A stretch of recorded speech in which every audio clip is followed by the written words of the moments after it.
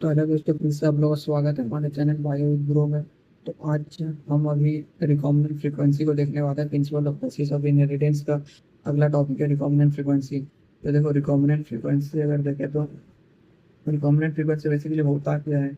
Recombinant frequency actual में कुछ नहीं है, जैसे कि तुम जैसे जैसे दूरी बढ़ाएगा तुम, जैसे जैसे दो जीन्स के बीच में दूरी बढ़ने से क्रॉसिंग ओवर का चांसेस क्या होता है ना, दूरी बढ़ेगा तो क्रॉसिंग ओवर बढ़ेगा, तो रिकॉम्बिनेंट ज़्यादा बढ़ेगा।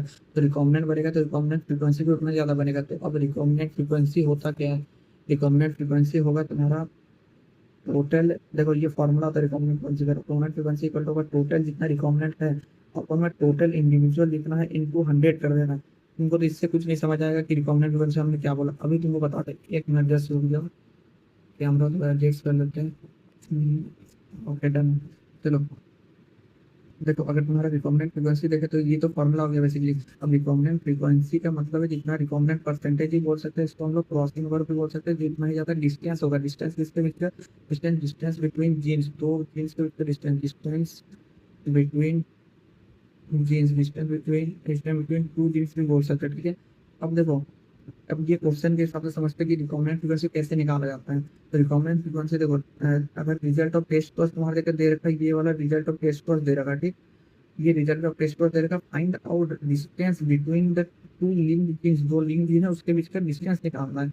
अब वो कैसे निकालेंगे। अब डिस्टेंस अभी तुम्हारा यहाँ पर देखे थे, ये वाला देखो, इसमें डिस्टेंस का मतलब ही क्या होता है, रिकॉम्बिनेंट परसेंट या फिर रिकॉम्बिनेंट फ्रीक्वेंसी। तो अब इसको डिस्टेंस निकालने बोले तो मतलब तुम समझ जाओ कि रिकॉम्बिनेंट फ्रीक्वेंसी इस तरह क्वेश्चन में इस तरह निकालने बोले, निकालना होगा।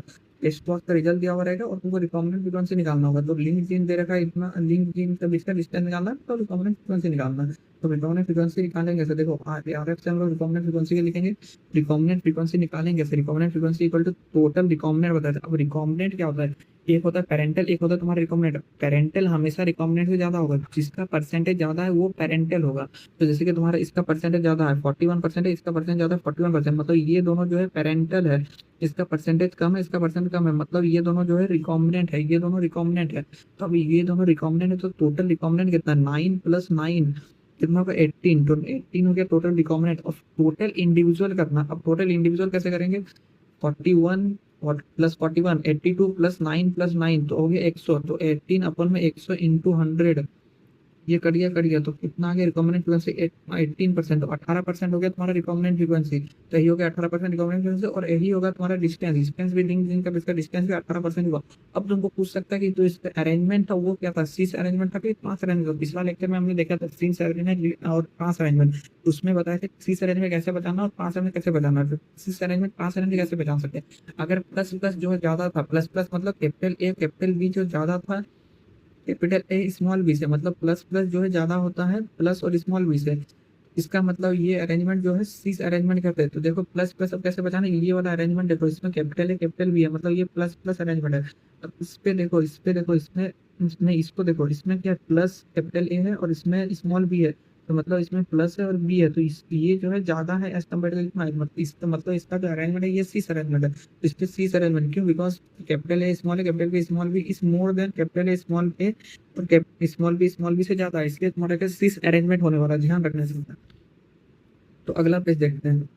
तो अगला पेज में भी तुम्हारा क्वेश्चन ही है। अब क्वेश्चन में तुम्हारे क्या है, सेम टाइप का क्वेश्चन है इसमें भी। देखो, अब रिजल्ट ऑफ टेस्ट कोर्स दे रखा है तुम्हारे जगह, ये रिजल्ट ऑफ फिर से टेस्ट कोर्स दे रखा है, find out distance between two genes. अब सेम है, तुम ट्राई कर सकते हो अपने से। मैं 3 सेकंड देता हूँ, पॉज करके इसको ट्राई करो। 1 2 3।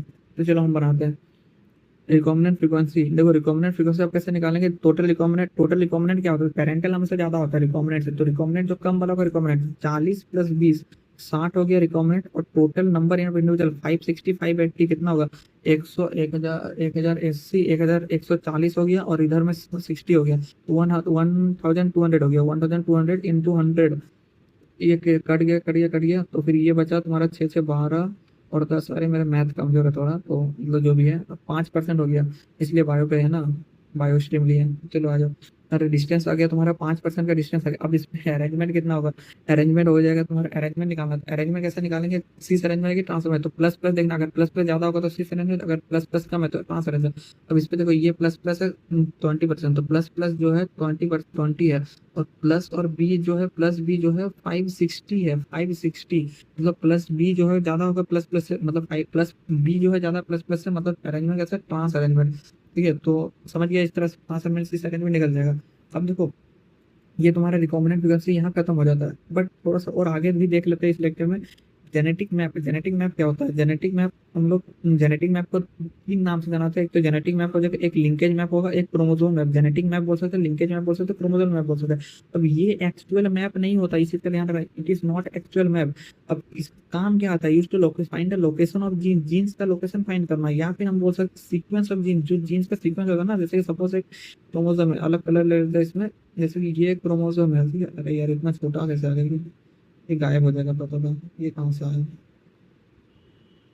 हाँ, ये क्रोमोसोम। अब यहाँ पर सपोज जीन है, जीन है, जीन का लोकेशन भी फाइंड करेगा यहाँ पर कहाँ पर है, और साथ ही साथ इसका सीक्वेंस ऑफ जीन भी फाइंड करेगा। सीक्वेंस ऑफ जीन मतलब जैसे कि ये दोनों जो है लीनियर में है या फिर थोड़ा साइड में कैसा कैसा अरेंजमेंट है, उसको भी फाइंड करके देगा। सीक्वेंस ऑफ जीन को फाइंड करके देगा। अब use to find distance between, और ये दोनों के बीच का डिस्टेंस कितना, उसको भी फाइंड करके देने वाला है। ठीक है, तो नेक्स्ट पेज में देखते हैं जेनेटिक मैप के बारे में। आगे दिया हुआ है, देखो ये जो है बेस्ड इस पे होता है, genetic map is based on recombinant frequency.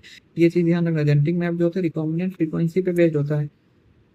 मतलब जो अभी तुरंत पहले बने ना जेनेटिक मैप, इसलिए बोले थे जेनेटिक मैप के साथ रिकॉम्बिनेंट, मतलब रिकॉम्बिनेंट फ्रीक्वेंसी के साथ जेनेटिक मैप पढ़ लेते हैं, क्योंकि जेनेटिक मैप बेस्ड ही होता है रिकॉम्बिनेंट फ्रीक्वेंसी पे।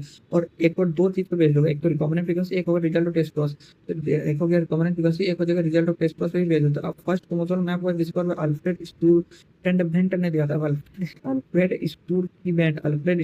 ने इसको दिया था, जो कि मॉर्गन का स्टूडेंट है। मॉर्गन, टीएच मॉर्गन था ना तुम्हारे, देखिए इसके पहले तुम्हारे देखिए लेक्चर वो सब अपलोड नहीं किए, बाद में अपलोड कर देंगे वो सब भी तुम्हारा। वो उसमें टीएच मॉर्गन के बारे में भी दिया हुआ है। उसका तुम्हारे देखिए स्टूडेंट है, तुम्हारा अल्फ्रेड स्टूडेंट है। By the use of genetic recombinant frequency between gene pair on the same chromosome के बेसिस में दिया था। अब फर्स्ट क्रोमोसोम मैप जो है तुम्हारे एक्स क्रोमोसोम और ड्रोसोफिला में डिस्कवर किया गया था। ध्यान रखना, x chromosome Drosophila. First chromosome map किस में डिस्कवर किया था? एक्स क्रोमोसोम और ड्रोसोफिला। ड्रोसोफिला मिलानोगास्टर का एक्स क्रोमोसोम पे डिस्कवर किया गया था। ठीक है, हाँ, तो ड्रोसोफिला मिलानोगास्टर का एक्स क्रोमोसोम पे डिस्कवर किया गया था। अगर बात करें तुम्हारे यूनिट का, बात करें तो जेनेटिक मैप का यूनिट होता है मैप यूनिट से डिस्कवर करते हैं, या फिर सेंटीमॉर्गन बोल सकते हैं, सेंटीमॉर्गन या फिर मैप यूनिट से इसको डिस्कवर करते हैं। अब फर्स्ट क्रोमोसोम, अच्छा इसका जो यूनिट है वो तो सेंटीमॉर्गन होता है, बट उसका कितना नंबर लेते हैं? 1 सेंटीमॉर्गन, ये ध्यान रखना, 1 सेंटीमॉर्गन इस पे लेना है। थैंक यू आप सभी को वीडियो देखने के लिए। अगर अच्छा लगा तो लाइक करें, सब्सक्राइब करें। जय हिंद, जय भारत।